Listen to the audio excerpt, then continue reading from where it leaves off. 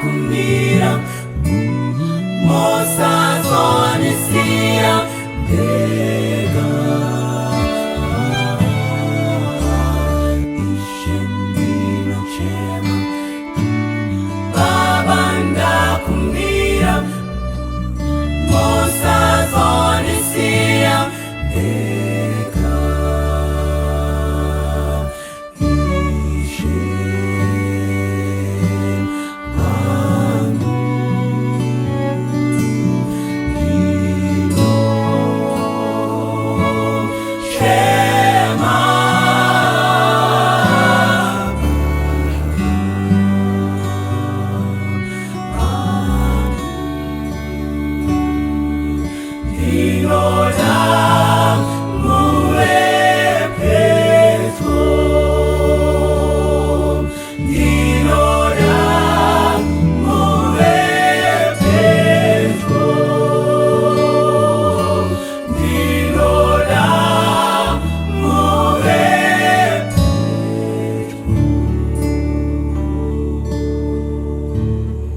Toda kuchingamidzai zvakare pachirongwa chino chepadare patinotaura nyaya dzatinosangana nadzo sevanhurume tichiwana kuti tingabatsirana sei mukati mekudzidza zvakare bhaibheri richitibatsira. Tisati tapinda munyaya yemuzora nhasi, regai tikumbire humba vativhurire nemunamato. Baba wedu makanaka muri kumusoro kudenga mangwanani ano tinouya pamberi pechigaro chemutsa wenyu chinokosha chinoera chitsvene ndo pachitubu cheupenyu hwese hunoraramwa pasi pezuva ndo panosvika minamato yagadziridzwa namweya mutsvene. Dare rava pano, nyaya iripo, taakukumbira njere dzinobva pachigaro chenyu chemutsa. Wateereri waripo, wari kutora zvivhitivhiti waripo. Chipindirai imi Mwari panyaya iyi igobuda zvakanaka. Maita yenyu Jesu, maita yenyu mweya mutsvene, ndi Jesu Kristu tenzi wetu kunamatai. Amen. Amen. Amen. Regai timbokwazisa dare gono. Samaita humba nyati wakomana iyi. Aiwa, huru yadzo. Dzasvika. Aiwa, tinotenda. Kune vateereri wedu regai timbopa nguva ino vambokukwazisai vedare vedu. Titangire pana gono. Toda kukuchingamidzai vateereri nevatariri. Iyi ndinoitwa Ernest Mupunga. Ndinofara kuva padare rino apo tinenge tiri kukurukura nyaya dzinosanganikwa nadzo sana baba mukati menharaunda dzatinogara. Todayira kuti mese kwamuri muchakomborerwa apo tiri kukurukura nekuramba tichingokumbira kunzwawo feedback yenyu yemanzwiro amunenge muchizviita nepfungwa dzenyu. Amen. Kuti programu iyi irambe ichienderera mberi ibatsire vazhinji. Shuvo yedu ndeyekuti sedare tigarisane zvakanaka mukati medzimba, vana baba vatore nzvimbo yavo chaiyo, ivaine sabata rakanaka. Amen. Tinotenda. Toda kutenda pasabata rino. Ndenge ndiri kusuwa kwazvo pendenge ndisi padareri. Ndinoda kutenda Mwari kuti ambeki ndakasimba. Ndinoimba nekutenda kuti muri kukomborerwa nenyaya dziri kubuda. Chishuwo chedu ndechekuti kana muine macomments emungade kuona kuti muri kubatsirikana, tiudzei. Kana mune dzimwe nyaya dzemunoda kuti titaure, tiudzei. Happy Sabbath to you all. Amen. Amen. Oh, Charles Makombe is my name. Sorry, ndakanganwa. Yes. Humba 01. Yes, Humba 01. Thank you. Makadini vateereri, ndini Watskada, ndopinda kuWestgate, ndofara zvakare kuva pakati penyu. Mwari atikomborere patinodzidza pamwe chete. Amen. Tinotenda. Indoitwa gospel mudoni.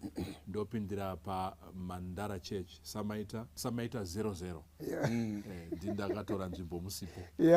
Saka ima 01. Okay. Tinotenda. Musoro do nyaya muzora nhasi uri kuti iwo ndakamanikidzwa kuroora. Dare ndiyo nyaya iripo gono kumanikidzwa kuroora ndo nyaya yatichada kuti tivhiye. Regai ndingoverenga muteereri wedu akanyora pfungwa idzi dzigobetsera pano padaro. Hanzi ini ndakamitisa, but I am being forced to marry her and yet I don't love her. I believe that marriage is a matter of character and capacity, not fertility. the church believes wamitisa obva watoroora ipfungwa dzake ndo matauriro aita nyaya. Hatina more information kuti ndewe chechi ari kureva Adventist, ari kureva mamwe imwe chechi here. Hatina much information, but tichaivhura yonyatsobuda zvakanaka tiwane kubetsera muchinda uyu nenyaya yake. Tikaitange tamboverenga bhaibheri. Tichaverenga nyaya iri kuna Samueri wechipiri chitsauko 13. Tichabata nyaya yemumwe mukomana akabata chibharo hanzvadzi yake, just a background. Asi tichangotora vhesi imwe chete, vhesi ye15 inoti iyo, then Amnon hated her exceedingly, so that the hatred wherewith he hated her was greater than the love wherewith he had loved her. And Amnon said unto her, arise, be gone. Saka nyaya iri kuitika apa ndeyekuti ihanzvadzi iri kunzi Amnon, hanzvadzi komana, nehanzvadzi sikana inonzi Tama.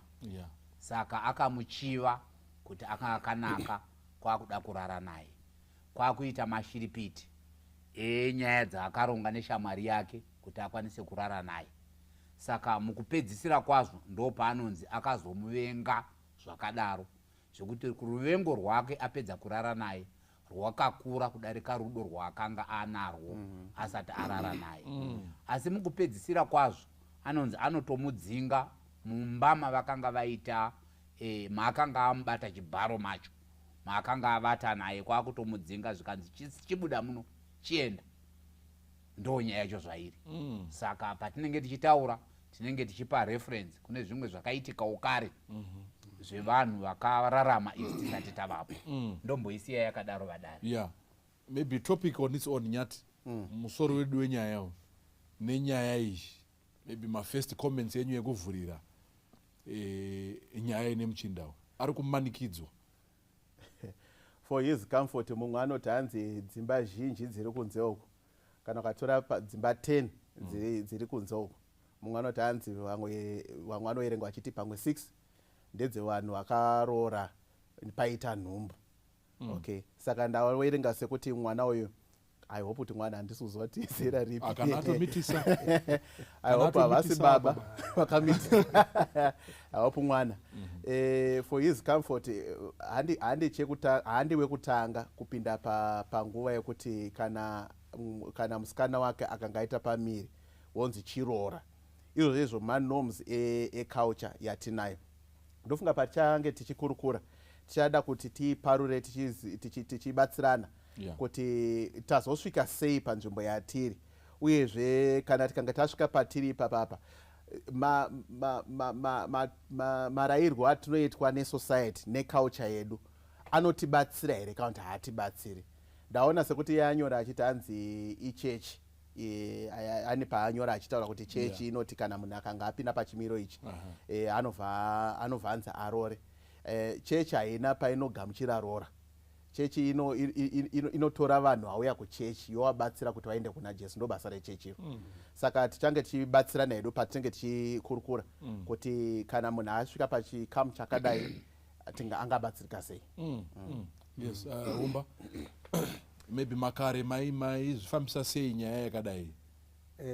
Ndoda kutenda nemukomana unza nyaya iyi. Tichibva tawerenga yataurwa naGono yeAmnoni naTama. Isusu tichikura ndo nyaya dzakanga dziriko. Waitotongorora waitisa nhumbu, ndo zvaitika. Idha musikana aibva atizira kuenda kumba ikoko because aitisa pamiri, apuwa pamiri. Asi takatangana nenyaya iyi, ndiri kuti iwewe wakanyora tsamba iyi, ndoda kuti unzwisise. Chekutanga ndechekuti makarara mese nemusikana uyu, ukaita zvawakaita ukagutsikana, iyewo akagutsikana, chaakunetsa ndechekuti paane nhumbu ndo yose kuda. Dai musikana uyu asina nhumbu uyu, ungadai menge mutodanana tisiri kumbotaura nenyaya yacho. So what am I saying? Ndiri kuti inini usatarise nyaya yenhumbu, tarisa zvawakaita iye zvinezvi uri kuti iwewe hausi kumuda asi wakarara naye. Achamutora nenhumbu yako ndiani? Iwe uda kundotsvaga mumwe asina pamiri womupa futi pamiri, zvinombofamba sei naye zijaha? Hey. Right, ndiri kunzwa ndoda kumbotangira patanga humba kuti kare nyati vazvibatawo zvakare kuti community kana kuti society kana kuti nharaunda yanga ichiedza kukudzidzisa hunhu nekuti wewe vaitoti ivo kana waitisa mwana wevanhu pamiri chimuroora sezvataurwa nahumba kuti ndiani wochada kupa mwana wevanhu kana wochati aroore wawambokanganisa iwe.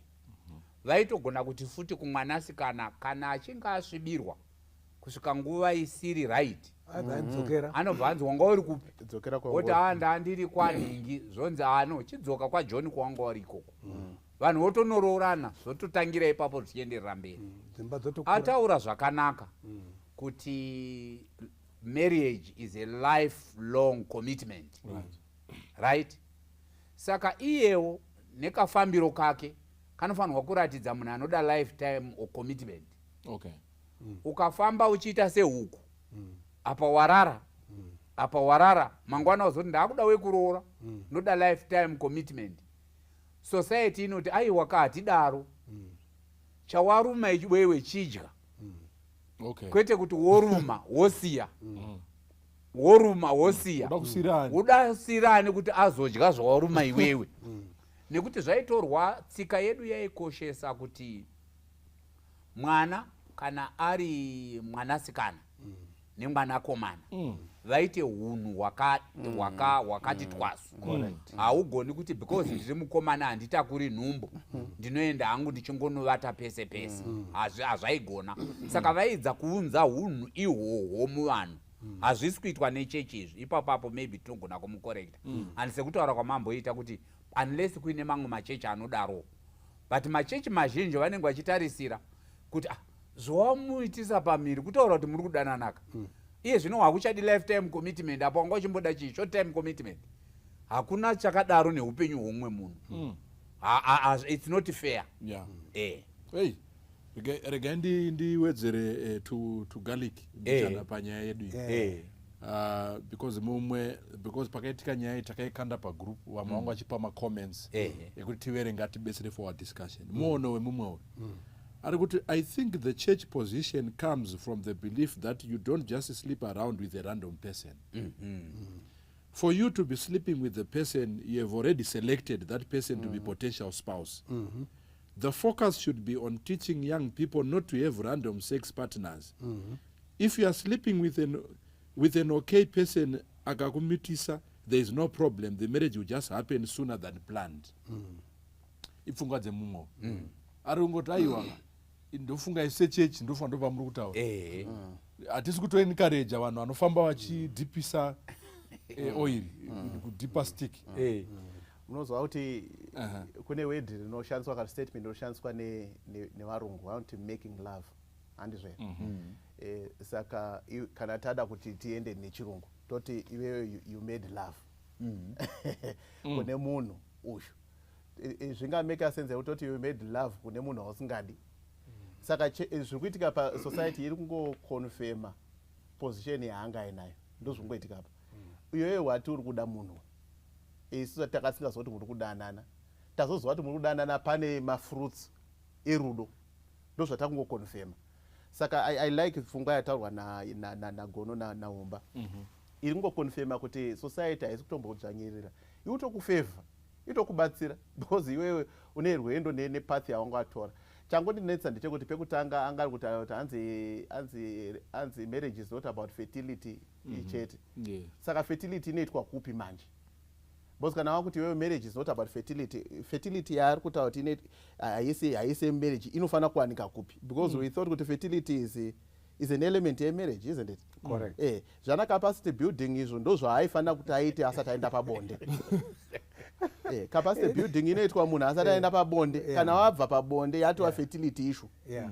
takutotarisa kuti pane zvinobuda ndo yatakutodhila nayo. Ndenda kupinda Samaita. Takanangana nenyaya yautaurwa nemukomana uyu. It was not a once off. Wana makatombofambidzana muchidanana, muchifonerana, muchitumirana mameseji. Handi chinhu chawakasangana nacho mumugwagwa ubva warara naye, handi izvo zvawakaita. I want to believe. Unoti wakatomboenda zvimazuva zvimwedzi kusvikira mazosvika pekuti nawo maakutirara mose. Iye zvino kutaura nyaya yefertility ndo yawakatoita iyoyo fertility yacho. Ndoti kana pawaisa mhodzi iyoyo waiti inobuda here kana kuti haibudi? Anything, hapana chaunotamba nechinhu ichi. Usatambe nezvinhu zvinokonzera mumwe munhu kuti adini atambure. Iye zvinezvi wakuti iwewe handichagona kuenda naye ndakumanikidzwa. Ndiwo wakazvimanikidza kupinda munyaya iyoyo. Ungadai unge usina kutombopinda munyaya iyoyo iwewe kutanga. Waitsvaga munhu unoda, iye achigokudawo, motaura kana muchizochata. Iye zvinezvi wakumuda kumudhamba, anoenda kupi? Ipa papa mubva mabata tibva tabata process yechechi. Kuti isusu sechechi, because mukomana wayo anenge unozangana munhu aita nyaya dzake. Haasi kuita sekunge manje ari kurerekera but ichechi. Yakutange chechi ndo yamitisa. Nditange ndakadaiwo. Nyaya yefertility yaari kutaura. Inotaurwa kumombe. Bhuru. Nehuku, nembudzi, nemadhongi. Kuti my bull is very fertile. Ndo kwaanozvitaurira ikoko. Vanhu havandomhezvi fertility yavo neruchiva. Notoda kudzidzisana hunhu sedare. Hatidi kutaura zvinhu nekuti zvinoitwa munyika. Toti nekuti zvinoitwa munyika zviri right. Vana vedu vakomana, even vana vedu vasikana, ndoda kubatawo zvakare musikana uyu nemukomana uyu. Vaizviita kana vakanga vachiwirirana, hana kutaura kuti ndakarepa. Vaiwirirana. Saka mukati meupenyu, kutamba neupenyu hwoumwe munhu, kana hwako kana hwoumwe munhu, in this case the boy and the girl, wozoti zvinhu zvashata pamberi apo, wakuda kuzvi-withdraw kuti handidi kutora responsibility. Handifungi kuti kunyange nyika kana chechi kana any community would accept that. Mumwe akabva abvunza zvikanzi ko dairi, imagine kuti hanzvadzi yako. Someone wotaura mashoko akadai kuti iye zvinezvi handichamudi because it's a life commitment. Sindakamumitisa. Wanga uchiti uri kuita pai pamunhu kana chicho wanga uchiita pamuti hazvinzwisiki. Saka I think that aspect inoda kudzidzisa hunhu kuti we act responsibly. That's why isusu as a church Seventh-day Adventist we subscribe to total abstinence from sex before marriage. Nekuti tinoziva kuti ma-effect hatitombotarisi yese zvana HIV and AIDS and many other STDs zviriko, but handizvo zvatinotombofokasa on. Tinongotarisa kuti Mwari vanoti kudini. Mwari vanoti there is no sex before marriage. Deta nai asi munoziva pekugumira. Waunenge wakunorara naye, roorana naye, matochata, matomeka that commitment youri kutaura iyo. The lifetime commitment youri kuda. Tangai waimeka iyoyo kuti uyu ndamuda. Wochizoenda mochindoita sei, munenge mane license 24/7 yekuti muite zvamunodini, zvamunoita muri vaviri. Now element yamati ndibate yekuti also yechechi yaari kupa reference kuti zvinenge chechi isiri kuappreciate element yekuti iyo marriage is a lifetime commitment, haine fertility. Muchinda chirungu chiri wrong.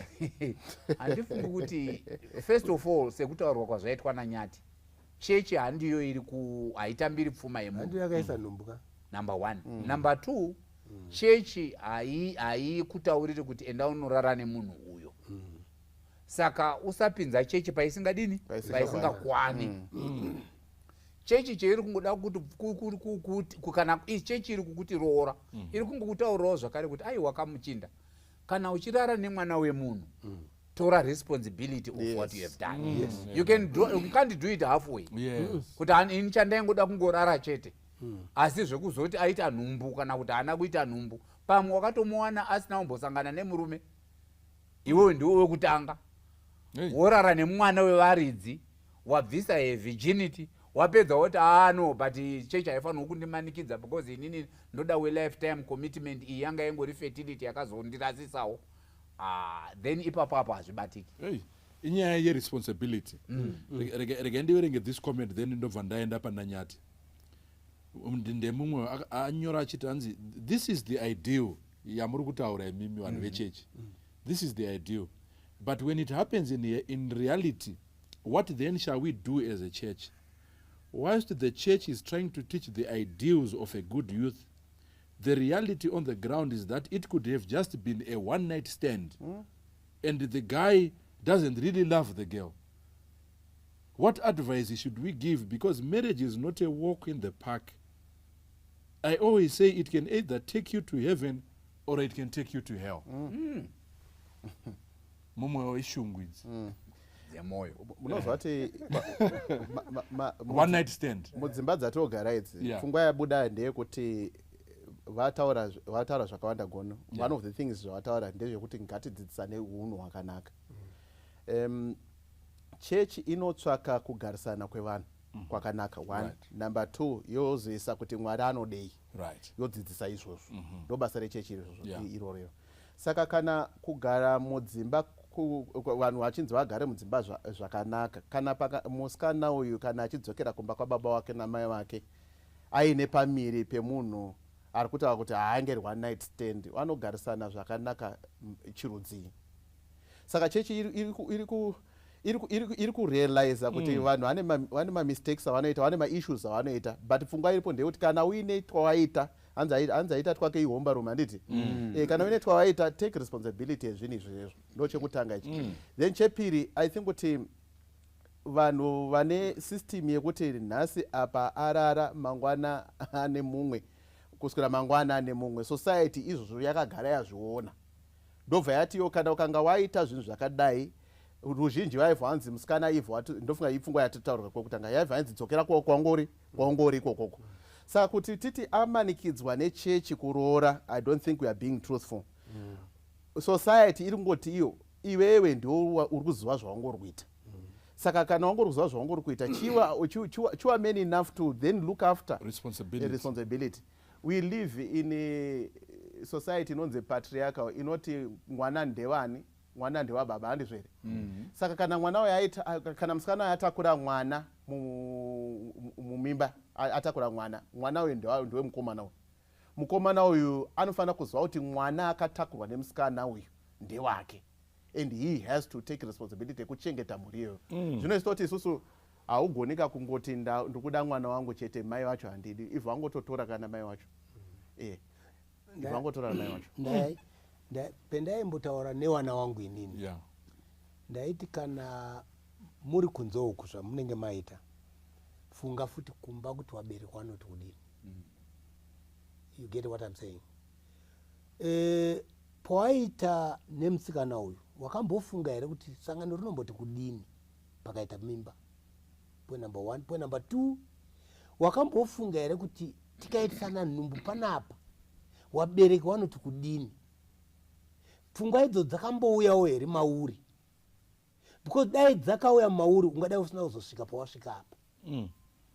Dambudziko renyu nderekuti munonakirwa neinonzi infatuation nekuona tsapfu dzemunhu ndo dzakakudraivha iwewe kuti upinde ipapapa. Zvino tsapfu dze hadzisisipo manje, wakuti no, I have no responsibility. Iwe handifungi kuti chiwa chinhu chakanaka. Wakadhemenja mwana uyu, you damaged yourself. Iye zvinezvi uda kundotsvaga mumwe, ndambotaura before, let me repeat it. Uda kundotsvaga mumwe manje uda kuti iwe uchagara naye for a lifetime handizvere. Asina how ko uyu wadhemenja uda kuti adini, wabereka wacho uda kuti wadini. Yataurwa nagono kuti nyaya yefertility inowanikwa kumabhuru. Saka iwo waita bhuru here mfanami wene kufa, because maybe that's not the first one, I don't know. Dai ndirini iwewe kakurire ketakaita vanhu waitisana nhumbu asi dzimba idzodzo dzakararama waitisana nanhasi. So this is the best time you should now put your mind together and say ndakapoira mwana wemunhu. Surely I cannot deny it today kuti ndomuti handichamuda igira bona. Wonoda kundoona ingirozi here uchamaona kupi? Ndekuti ingirozi hadzirorekeka. Adauramba achidzokorora izvozvo. Ndokuti uchandosakara musi tataura nyaya yaAmnoni. Amnoni Tama, Bible wrote she was beautiful. Ndosaka Amnoni akarwara akati ndoda kuti andidyise maoko mangu. You know what I mean? Ndoda kuti abike ndichiona. Asi after apedza kuita sex iyoyo akamuvenga like nobody knows. That's exactly the situation you are in. After wanakirwa and now wakumtaura kuti haachaiti. Woda kundoona wacho akasiyana neuyu akaita sei.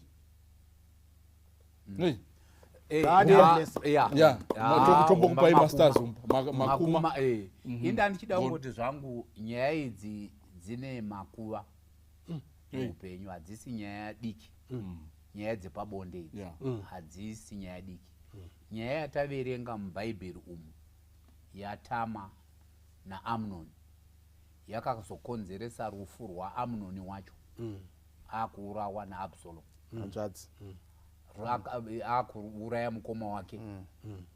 Nyaya iyoyo yakazokonzeresa zvakare imba yaDhavhidhi kuva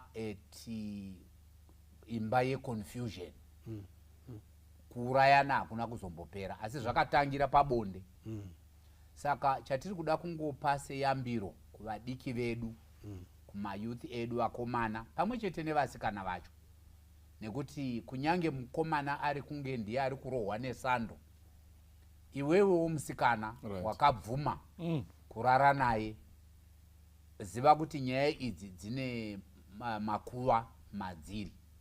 Iye zvinezvi ukasiyiwa nemukomana uyu, which is what he is alluding to, kuti handichamudi and handidi kumuroora, ende munyika muno zvinoitika. Zviri right, even umwe munyori ataura kuti yese zvangoitikawo semistake. Tese tinoita mamistakes, but mistake yacho it's so grievous zvokuti hatidi kuti ungoitora semistake wonje yekungoti ndapinda red robot ndikapona usiku unongocheka kuti hakuna mota here woenda because it's yose hazvina kufanana nekudaro. Haisi ngori mistake iri light, imistake iri so serious. That's why tiri kutaura nezvayo. Imistake ine makuva inouraya iwe. Tisatambotaura zvekuenda kudenga, asi mukati mepasi rino unenge watouraya future yemumwe munhu. Saka tiri kutaura tichiti kana wadecide kuti ina handimudi, asi also bear in mind kuti mwanasikana uyu watomukuvadza future yake. Nekuti the fact yekuti akauya akabvuma kurara newe, iye achidawo kurara newe, kutaura kuti anotodawo kurarama aine a male partner muupenyu hwake. Nawo wamusiya, hatizivi kuti kune here achauya kuzomudazve aine mwana wako. Saka wona kuti the situation is very complex. Haisi yekungotora lightly. And toda kutaura kuvana vedu vateereri vakomana nevasikana kuti pamunenge muchidziita nyaya idzi, bear in mind kuti dzine serious consequences. Haufaniri kutamba neupenyu hwako souri kutamba nebhora, nekuti upenyu you live once and hwako ihwo ndo hwako. Saka if you miss it, it's not a mistake yongoti ngozoti handichitamba. I'm sorry. I'm sorry apa, yes, Mwari anokuregerera, vabereki vanogona kuregerera, everyone anogona, chechi inogona kuregerera, kana kuti yokupanicha yozokuregerera. Zvese izvo zvinogona kuitika, but hazvichachinji your position as an individual. Unonga wakudya shuka yako sezvakataurwa neumwe murume, zvikanzi unotoisvisvina shuka yako. Nekuti ndiwo watozviita. Saka iwo murume zvicharamba zvakaita hang as a hammer over your head. Even ukamuramba ukamusiya ukandotsvaga mumwe ukaroora, it's an issue haidzimiki. runoregererwa yes but you will face the consequences of that act. Rega tiboona pfungwa dzevanhu dziri kunze. Pfungwa dzevanhu vari kunze, they don't discuss these issues. Kuti amitisa uri kuda here hayi nasi kuda yapera nyaya yacho. Then they live their lives. Saka ndiri kuona sekunge in our Christian community itsika dzinenge dziri kuda kutorwa our young people, because vodzitora idzodzo vongoziva kuti hayo inini this was a one night oro taitamba. Ende vano vemazuva ano vasiyana nemadhara muri panapa. Unogona kuti ngoti munhu ndangorara naye ndingonzwa kuti zvakamira sei. You know, that mind chete. And from that munobva amitisa. Maybe hatozivi nesenemi yake. Hatomuzivi. But zvatoitika. Saka mukomana uyu anenge ari kuuya pari kuuya kuchechi anenge ari kuuya achiti no man. Iyi yamuri kutiitira kuchechi here, you reap what you sow kind of thing. Waita dya izvozvo. Gara neizvozvo izvo. Ndiwe. Ndaenda kupa example yemuchinda anopinda kuchechi kwedu isisu. Not pa Grange though, but anopinda muchechi medu. Akanga aine girlfriend yake. Ndobva wanetsana, ndobva kuramba kuti handichada. Then musikana akatora zvekuda kuzviuraya, kutora upenyu hwake. Then akapona neburi retsono musikana iye. But zvakazoitika ndezvekuti mukomana uyu akazorivhesa pfungwa yake ndobva amutora. Zvandiri kutaura nhasi uno uyu wanhu ava vakagara zvakanaka. They've got money. Get my point. Chikonzero ndechekuti mukomana akarealize kuti zvandakaita zviri wrong. And ndiri kukumbira iye mukomana uyu. Hauchazowana ngirozi mupanami. Wori kufungira wacho kuti uchandowana unofungira kuti unoda. Achakupa ma-problems unofunga manje kuti uya anga ari nani. Get the point. Chekupedzisira chendinoda kutaura ndechekuti mukomana, your status has changed. Whether rundotsvaga mumwe watobaba ndekuti pane mwana ari kuuya. You get my point? Saka funga all these things that you kutaura izvi kuti one, your status has changed. Uyivuga kuti uchiri mukomana, you are no longer mukomana. Kana kuoda kuenda kwacho itomutaura kuti ndakaitisa nhumbu uko kune mwana ari kuuya. Get the point? Saka unototanga watobaba so far. Ikanimbopa kuna nyati timbotsigira imwe nyaya toda kutaura panapa. Ndiri kufunga samaita nyaya mambo taura yema one night stand. Pane mumwe amboda kutaura nezvazvo. Yes, yema one night stand. Ma one night stand anongodzoka. Somehow zvinongodzoka. Because muBhaibheri pane patiromboerenga nyaya yaJudha. Judha. Judha anonzi akangowaya-wayawo ndobva zvamunetsawo baba. Angoti ndane nguva ndisina kuwana mudzimai. Obva angoona mudzimai waangangofunga ungoti rega angotorawo ichi. Mudzimai wacho akazviga. Iye ari muroora. Ndobva angoti hayi nyaya yaingoitika tiri kudiaspora. Iyi one night stand yaitika tiri kudiaspora hakuna anoita sei. Hakuna anoiziva. Ndichangozodzoka ndechimbudzana ndozoripa because anga asina mari yekubhadhara. Paanozondobhadhara paya paanosvika panzvimbo iyo isina munhu wanhu achitoti hatimuziva hakuna pfambi kunoku.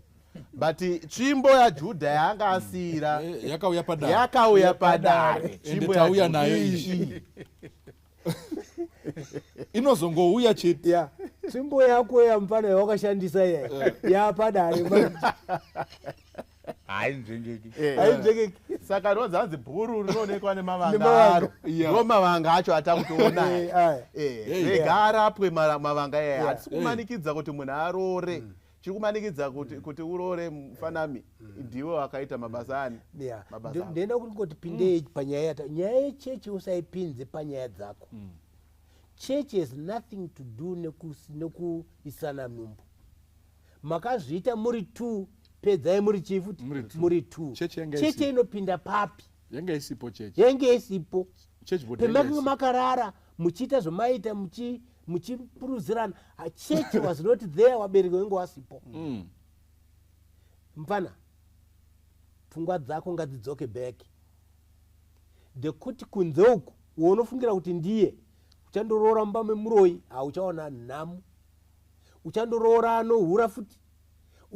I don't know kuti woda undotsvaga anopinda uyu akaita sei. Umba makuprofesai. Regaiti ende pana gono ndibva ndangoverenga this. Because makazonyora achiti anzi many marriages have suffered because parents didn't want to be embarrassed kuti mwana amitisa. Kuti what would the church board say? Nai. As Adventists, we are so worried about what the church thinks of us more than what makes us happy. Do we want to be right or do we want to be happy? If I were in this situation as a mother, I would gladly take my daughter until such a time she feels she really wants to get married, not because of convenience, but because she also loves this particular person.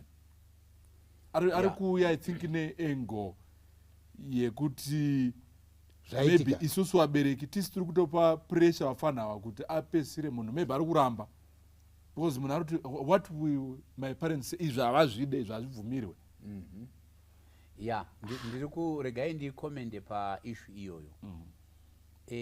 Kudhara kana kuti vanhu generation dzevakuru vanopa responsibility kumukomana kuti paitwa nhumbu. I think you talked of the paternal kind of side revarume as the owner of the child. Surname yake ndiyoyo. Although mwana ari wenyu mese asi zita raanoenda naro nderababa. Ndandichida kuti inini pfungwa iri kutaurwa apa iri kuda kupa vana vedu pfungwa yekunge sekuti suppose the girl doesn't mind kuti ndaane mwana ndaane pamiri handimudiwo mukomana wacho because zvinogona kunge zvatanga from the girl side.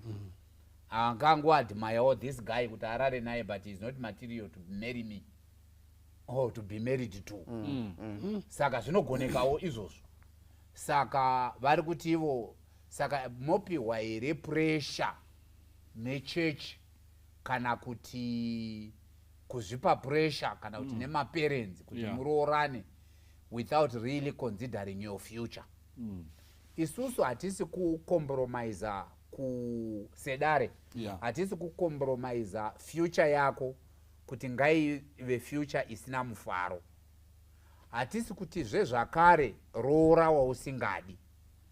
But zvatiri kungopa as an advice ndezvekuti usatamba naasingarooreki. Alright. Yeah. Okay. Don't go into Usatamba. In other words, we are saying prostitution has no place in society.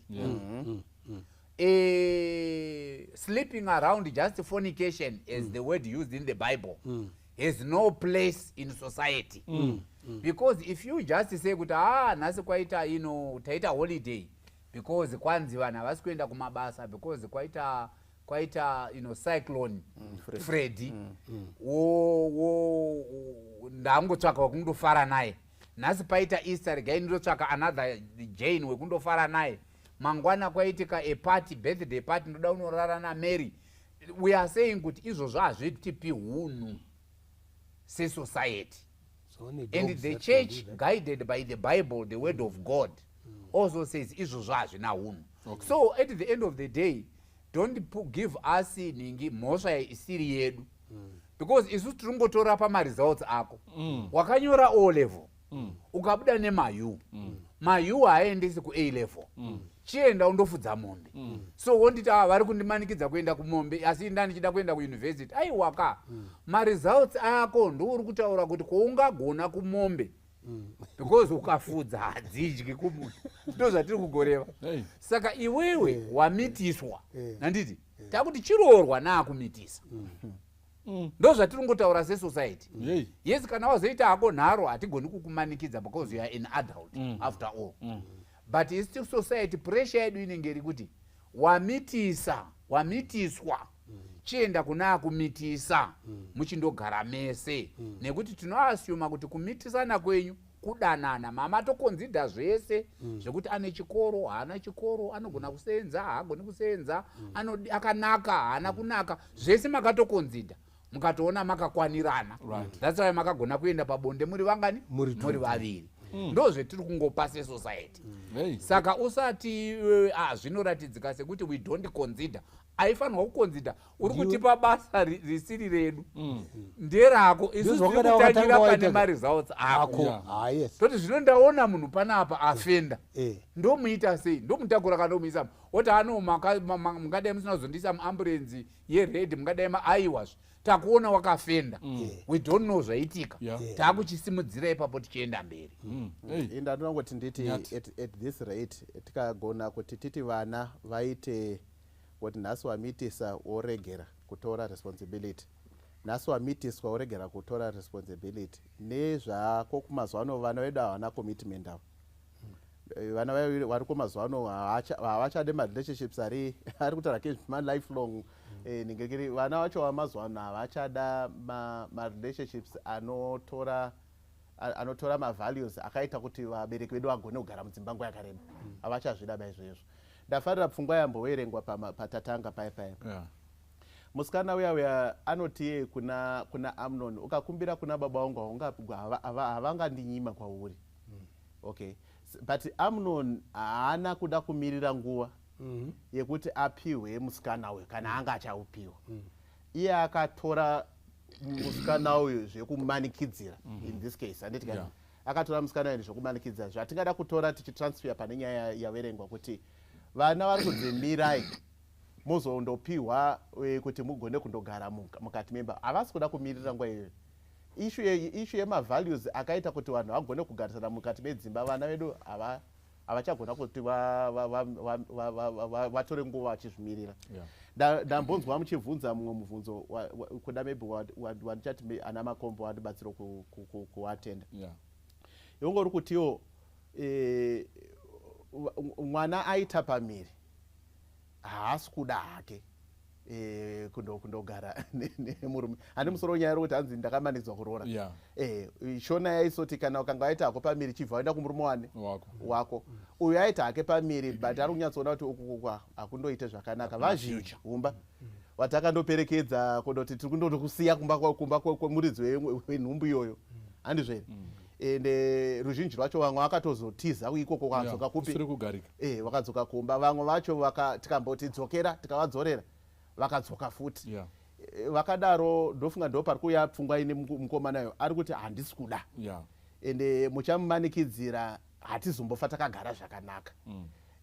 Hatisi pasociety yatiri yamazuva ano iyo hatisi kunyanya here kuti tizoti takuisa vana pakaoma panozogumisira patisvitsa pambotauna umba pekuti vamwe vanoda kuzvisungirira, vamwe vanotora mapiritsi. Saka I think kuti society nekumuvha kwayaita, yes there is need for a delicate balance, but kungoti takungotya hedu kuti vana vedu nezvavari kuita izvi nemibvunzo yavari kutaura togona kumisira sisina vanhu vanororana. Ndoda kupinda ipapo. Let me just add, nyati vauya nepfungwa chaiyo vana vakudhara maybe paage yangu inini nevamwe isusu wainzi ukanzi dzokera kwanga uri, it was a sign yekuti panapa ndotorara pagedhi. Was the moment I go mawana atotanga. Vana vemazuva ano ukati dzokera kwanga uri anoenda. And kana aenda 2 days munotanga kumutsvaga, you become more worried. Imimi wacho pari kuitika this thing, there's a society shift. There's a society shift that is happening. Maybe you can comment. Thank you. Ndikuzvinzwa samaita tochinja here syllabus nenyaya yekuti vana havasi kugona. Iyo syllabus ndo yeCambridge yetiri kuda kunyoresa vana. Tine a goal rekuenda kudenga and the Bible doesn't change. Ndo blueprint. Saka tochinja here Bible. That's why ndakanzwa somewhere during the recently kuchinzi pane vakuda kuti hatichadi kuti Mwari vanzi hii.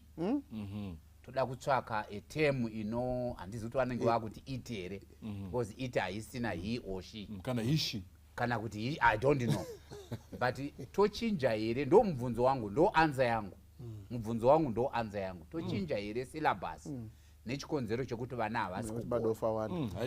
Hatigoni kuchinja syllabus nekuti kwatiri kuenda kwacho takatogaidwa kuti ndo kana muchida kuenda kubulawayo ndo road iyi isoti ano but vana vemazuva ano so vakuda kupfuura nekudarwin because darwin inongonakidza kunzwa so it feels good kungonzwa kuti wapfuura nekudarwin but darwin haikusvitsi kubulawayo saka ini ndiri kuda kuti isusu tinorimena tiri pastandard yekuticha amen iri right ivo voita havo zvavanodini zviri kuenderana nekuchinja kwesociety yavo but isu tichidzidzisa chii chokwadi ende zvazvaita ndezvekuti tinogona kuchinja method yekudzidzisa nechikonzero chekuti vana vemazuva ano havachagoni kunonga matombo vachigara pasi zvataitwa isusu taakuchinja method yekudzidzisa toisa screen patv but syllabus haifanirwi kuchinja inofanirwa kuramba yakadaro saka zvakanaka kuti titaurire vana vedu kuti yes wataura hako iwewe kuti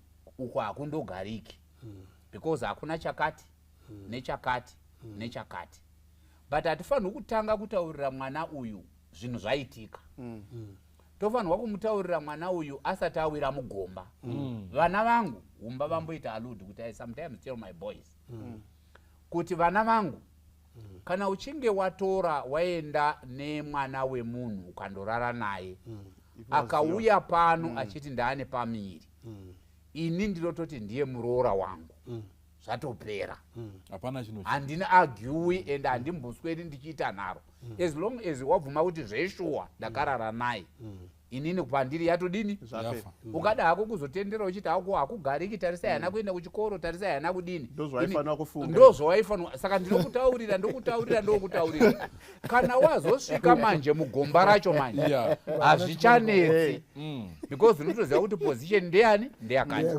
mataura muchiti mazuva ano vabereki taakuvhundutswa nevana because ndikamuti enda anobva adini anobva aenda ini ndakutanga kuita worried nemwana aenda hake indamuti enda iye ndakamudzidzisa zvinogona kudaro but pamberi paMwari ndiri kupiwa mhosva here nekuti ndakudzidzisa ka exam yauya wabuda nemayu ini ndingapiwa mhosva here ndakuendesa kuchikoro everyday ndakabhadhara school fees ndaita maextra lessons I did everything that I could then iwewo hako wobuda nemakapu ako ndingakubule handisi kukondema ezi mwana kuti hausisiri mwana wangu wazodi ndoti zvawabuda nazvo izvi mwana wangu ndo zvawakwanisa mukati meupenyu zvazvinoreva ndezvekuti kana wakwanisa izvi unochifamba nenzira iyi hazvichaiti kuti urambe uchiinsista kuti aiwa ndoda kuenda kuyunivhesiti hazvichaiti nekuti yunivhesiti haisi kukudini hakuna inokutambira so I think ndo principle inofanirwa kutanga yadzidziswa yakasimba before tikazova tough mwana atowira mumatope ipapo tinenge tiine problem society humba dare ndiri kuona sekunge pari kuita tough love ngatitenderanei wateereri wane wana naivo wana vane mukana wekuteerera nyaya dzatiri kutaura panapa idzi chekutanga chaicho ndo chataurwa naGono we don't change the syllabus ndo chokwadi ichocho saka iwewo paunenge uchitamba nemurume nemukadzi uyu nemusikana uyu nemukomana uyu mukandosvika mosvike pabonde munoti muri kuitei mubvunzo isyllabus ipi yemuri ku ashija syllabus ipi saka wonyora ka exam yesyllabus yako now chiteererai wakomana ini now uri kuti ukaona mukomana apa musoro pako uri kuti ari kuitei ari kuerenga kotari uri kuti ari kuerenga kotari here ari kunyora here ari kuitei ari pamusoro pako wanasikana ndakambotaura panapa ndichikopa zvaitaurwa nemutungamiriri mai wenyika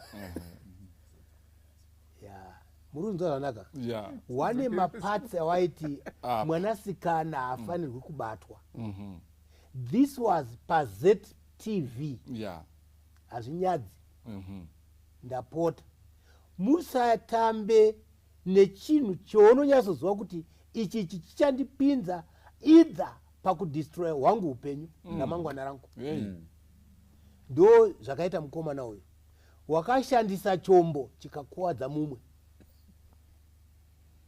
AK47. I don't know kuti wakashandisa AK47 or wakashandisa chi, I don't know. Yeah. Now usati wafunga zvechechi chimbotanga wafunga kuti zvandiri kuita izvi zvinoti kana chechi ikazozviziva wabereka ndamboripita ndakuripita futi wanoti kudini. Finally kuwanangu ndiri kutaura wasikomana newasikana. Yeah. The devil is wide awake panyaya dzesex. Ndo nyaya dzauraya society yedu. Muri kuda kudya musati masvika panguva yekudya zvinhu zvacho. Then kana mazodya manje mazvimbirwa manje. Yanyaya maakutanga kublema cheche, maakutanga kublema wabereki, maakutanga kublema society. Handizvo, blame yourselves first and foremost. Kuti zvetakaita izvo handizvo. Cheche ine maprinciples ayo. Kumba kuri kubva kune maprinciples awo. Iwo mwanasikana wabuda kubva kumba kwa baba na mai uri kuenda kundorara nemukoma. Uri kuti uri kuitei usina kuroorwa. Hapana guarantee yekuti uri kuroorwa. And you surrender your body to that young man. Iwo mukomana you are surrendering your body. Do saka manyama imwe cheteka. Inini na mai makombe tiri nyama 1. Iwo uri nyama ipi nawo kana wauda kundotsvaga mumwe dzanyama ngani. Thank you very much. Nguva dzedu ndo dzafamba asi nyati regai ndikupei mukana. What is your message to young people, to this boy? Your final word. Oita say after this program arufana kuita sei? Bible inoti hanzi Mwari akaregera nguva dzekusaziva. Abvunza mvunzo nekuti anga asingazivi. 1. Abvunza mvunzo nekuti anga akaremerwa. 2. Abvunza mvunzo nekuti anga ine confusion and a lot of regret. That is fine, that is okay. Asi ruzhinji rwatongoziva nderekuti matuso emabasa atakabata nezuro hatigoni kuti tingoti hazvina nebasa, hazvina maturo.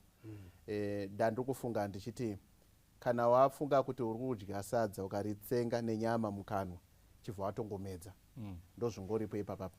Saka pfungwa yekuti mukomana atore musikana uyu agare naye ingobva pasocietal norms dzinongotaura kuti bonde rinowanikwa pakati pemurume nemudzimai. Saka kana ratowanika pakati pejaya nemhandara vatotsidza kusociety kuti tiri kuda kuita murume nemudzimai. Saka society inogamuchira shungu dzavainadzo dzekuzikanwa sababa nani namai tovabatsira. Chechi oyo yaikuwanamatira kuvabatsira nekuvakurudzira. So I want to say kuti zvakaitika nezuro. As going forward, there's a very brilliant future. I think Wanababa Tower, there's a brilliant future. They can make it work if they put a lot of effort into it.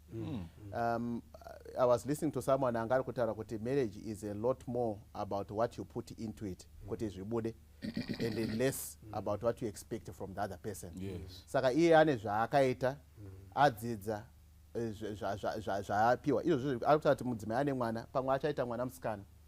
Kana mwana musikana waari kuita iye mwana wake musikana akapinda pachimiro chakadai, iye sababa angapa yambiro yakadii kune mwana wake. Ndo shungu dzatingori nadzo pano Padare.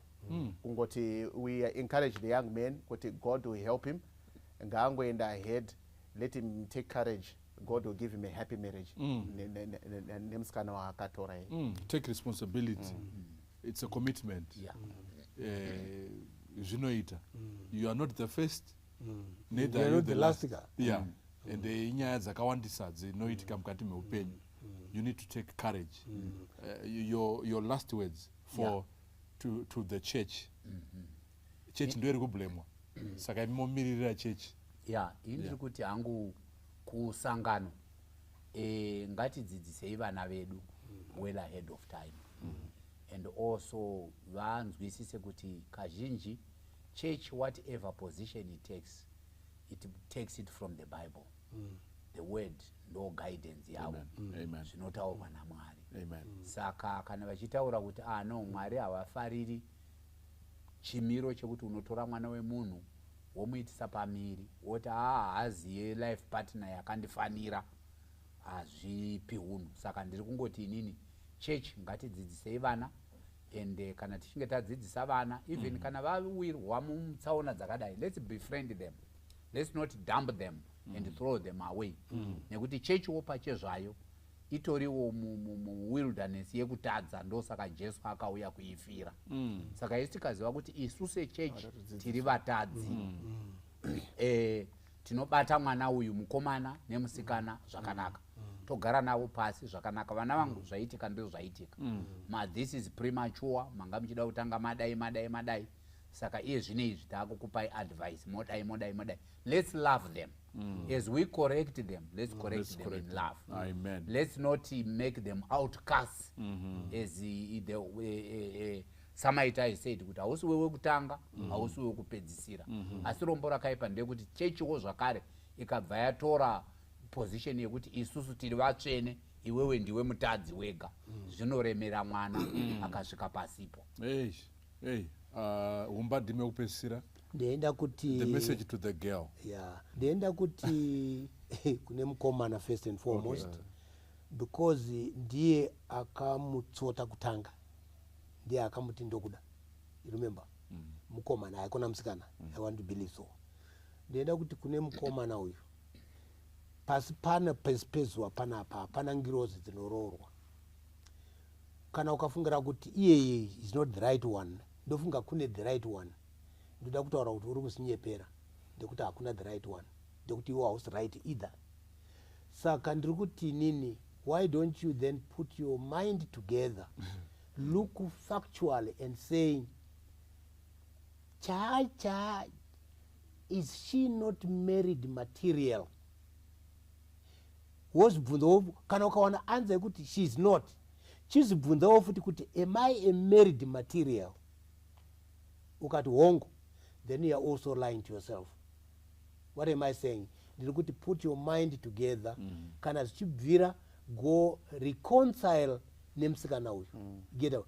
Mukawane reconciliation mochiwakaima, ndekuti wori kundoona akangofanana exactly nemusikana wakaitisa pamiri uyu. Is what I mean. Hazvina kutombosiyana. Everything will be the same. Amen. But chinongosiyana ndechekuti usati waona uyu hauzi kuti akamira sei, uyu ndiye wakutoziva kuti akamira sei uyu. Saka ndiri kuti inini, why don't you then say to yourself, Mwari ndibatsirei, kana ndiye ndine pfungwa yekuti enga asisiri mundangariro mangu, pray about kuti adzoke mundangariro mako.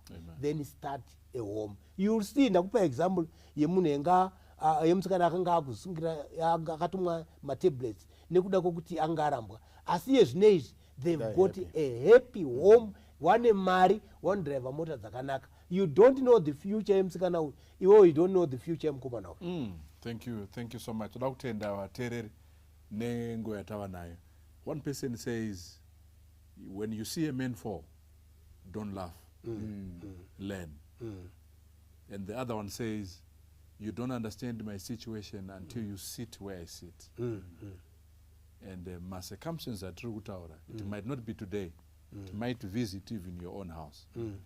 These are practical lessons that we are learning pano Padare. Mwari vakuchengetedze, Mwari vaise ruzhowa pakati pemhuri dzedu. Tichakumbira gono mutinamatire. Ngatinamatei. Baba vedu makanaka muri kumusoro kudenga. Tinoda kukutendai nenyaya yatange tiri kukurukura padare rino pamusoro pehama iri kutsvaka mazano nekubatsirwa. Asi toziva kuti vazhinji mukati menyika vane zvimiro zvakadai vatinokumbira kuti mutaurewo navo. Uyezve kune vechidiki vedu, vakomana, vasikana, tinovakumbirira in a very special way nemwoyo inorevesa kuti Mwari vadzidzisei kuti vave ne-commitment pavanenge vari kutsvagana sema-life partners. Kwete kungotsvagana zvekufara pabonde, imimi hamuna kupa provision iyoyo mukati meshoko renyu. Saka toda kukumbira Mwari kuti mutibatsire kuti patinoda kutsvedzeswa naSatani kuti tisiye nzira dzenyu, imi mugokwanisa kutiyambutsa kuti tigokwanisa kukunda.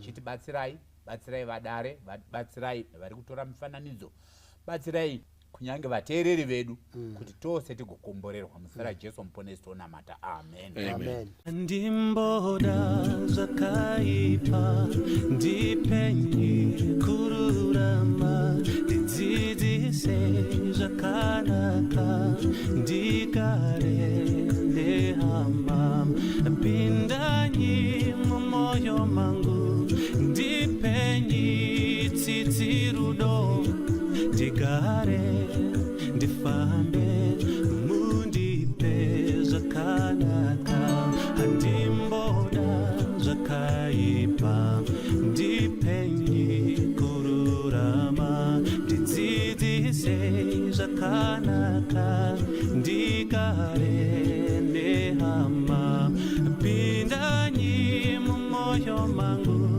ndipenye tsitsi rudo ndigare ndifambe mundipe zvakanaka Baba mundipe moyo wakanaka ndigare nehama zvakanaka paurombo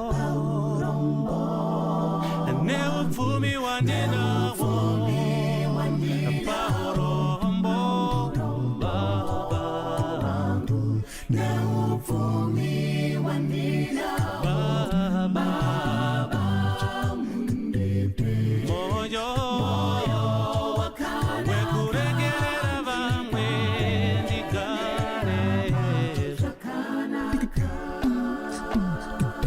zvakanaka ndinozvida asi nyama inoramba miedzo yacho inowanda ndinoda simba ndikurire ndidzidzisei kunamata ndidzidzisei kuregerera apo muri ndigovapo nekusika peri Baba mundipe moyo wakanaka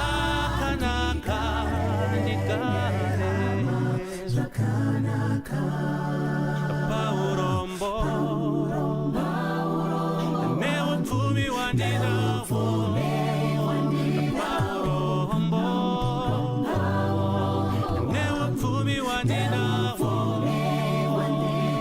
Baba moyo wakanaka ndigare paurombo